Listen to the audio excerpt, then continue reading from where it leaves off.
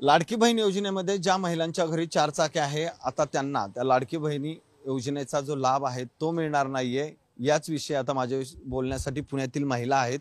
खरं तर आपण त्यांना त्यांच्या प्रतिक्रिया विचारत आता सरकारने सांगितलं की ज्यांच्या घरी 4 चाकी आहेत त्यांना लाडकी बहीण योजनेचा लाभ मिळणार नाही। कसं बघता याच्याकडे लाडकी बहीण योजनेसंदर्भात? चार चाकी आहे म्हणून ते पैसे देणार नाही। मतं मागताना त्यांनी हा विचार नाही केला का की ह्यांच्याकडे 4 चाकी आहे किंवा ह्यांच्याकडे 2 व्हीलर आहे म्हणून।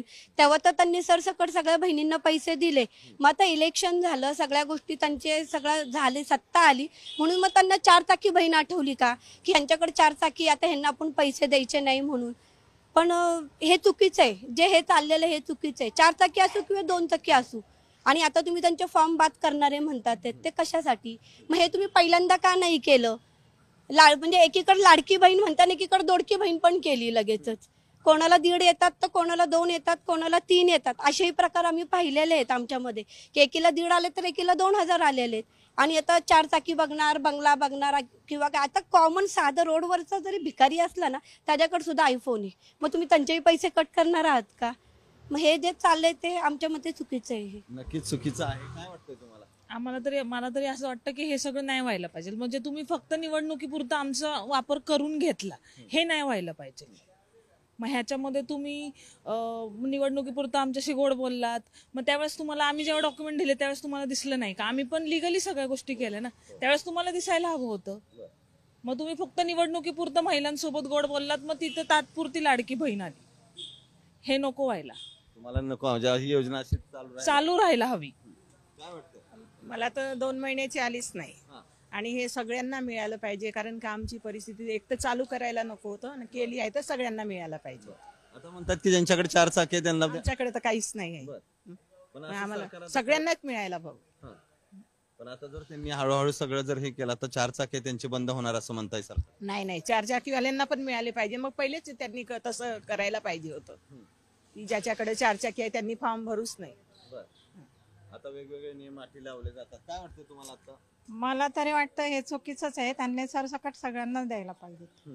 कारण तुम्ही देताना असं पहिल्यांदाच कट करायला पाहिजे होते ना की हे 4 चाकीवाले नको, हे शेतीवाले नको, त्याच्याबरोबर सगळेच हे होतात। आता एखाद्याकडं नाहीच आहे 4 चाकी आणि त्याला मिळाले, आणि ज्याच्याकडे काहीच नाही त्याला नाही मिळाले, तर हेच सरकारचं हे आहे ना, त्यात बायकांचा काय त्याच्यात हे।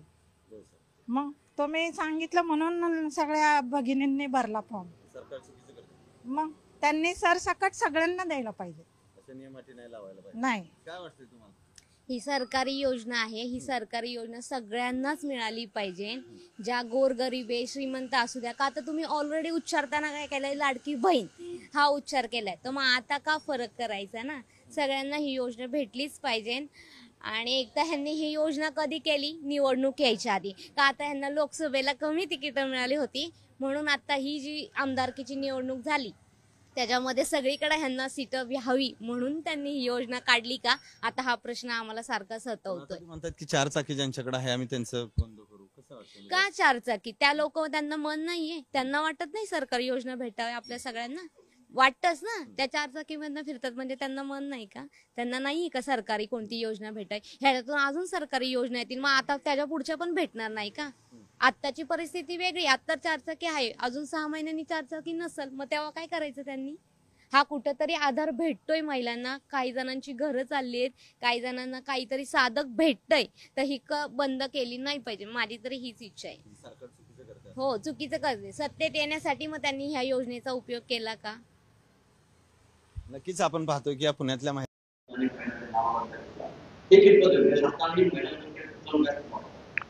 का आहे याच्या तर खरं चौकशी झाली पाहिजे। निवडणूक आयोगाने यावर जर चांगल्या म्हणजे पारदर्शक पद्धतीने जर विचार केला तर डायरेक्ट नेत्यांच्या खिशातून पैसे न जाता बजेटमधून, सरकारच्या तिजोरीतून पैसे देऊन मतं वळण्याची व्यवस्थित प्रयत्न झालेला आहे। म्हणजे ही स्कीम लाडक्या बहिणीसाठी नव्हतीच, सत्तेत यासाठी होती, आणि मग सत्तेत येण्यासाठी त्यांनी 1 ते 2 महिन्यात 1 करोड लाडक्या बहिणीची कुठल्याही विचार चौकशी, त्याची कोणी चाचपणी न करता पैसे जाहीर देऊन दिले। आता मग याला जबाबदार कोण आहे? तुम्ही निकष न पाळता जेव्हा पैसे त्यांच्या खात्यात टाकले आणि आता तुम्ही सांगता त्या पात्र नाही आहे. मग पैसे द्याच्या अगोदर पात्र ठरवायचं का दिल्यानंतर पात्र ठरवायचं, हा पुन्हा प्रश्न आहे. म्हणजे हा व्यवस्थित क्राईम आहे, व्यवस्थित गुन्हा केलेला आहे सरकारनं. आणि आता त्याच्यातून पुन्हा बजेट आता बजेटमधला येणारा सगळा अडचणीचा विषय हाती घेऊन आता लाखो आमच्या बहिणींना त्याच्यातून बाहेर काढेल, मतं घेऊन घेतले आणि आता पैसे पण बंद करणार आहे. व्यवस्थित चिटिंग आहे, व्यवस्थित फसवणूक आहे. आणि ही केलेली फसवणुकीच्या विरोधात ज्या लाडक्या बहिणीचे पैसे बंद